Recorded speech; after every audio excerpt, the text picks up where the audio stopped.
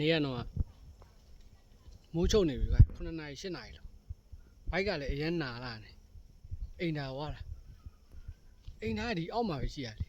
ဒီအောက်မှာတွိုင်းလက်ရှိအဲတွိုင်းလက်ရှိတော့တွိုင်းလက်ကိုကျွန်တော်သွားတာပေါ့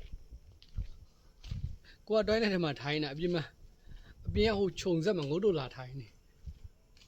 ဘယ်လိုလုပ်ရမှမသိစိတ်ပါလီရောရဗျသိလားအိမ်သားလေဟိုဘက်မှာအိမ်သားရှိရ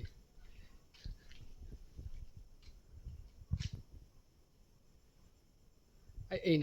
သားကျွန်တော်ကအိမ်သားတွိုင်းလက်သွားနေဒီတိုင်ရဲ့ဟိုနောက်ဟိုဒီအောက်ကခြုံပုံကြီးအောက်မှာကြောကြီးပေးပြီးငုတ်တို့လာထိုင်းအေးအဲ့ထဲမှာမိုးချုပ်နေတော့လေမိုးချုပ်တော့မှောင်းနေဒီဟာကိုပြောတာဒီနာဒီပါကင်ညောတယောက်ဟိုဟာဒီနာဦးလေးတယောက်ပေါ့အတီးတယောက်ပြောတာ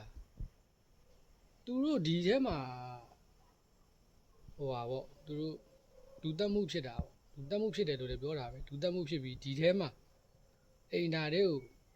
ပိတ်ပြီးထည့်ပလိုက်တာလို့လည်းပြောတာပဲဒါပေမဲ့ကျွန်တော်တော့မယုံပါဘူးဒါကမျက်နှာသာမလို့ပိတ်ထားတာလို့ပဲထင်သိရမလားရှောက်ပြောနေတာဖြစ်မှာ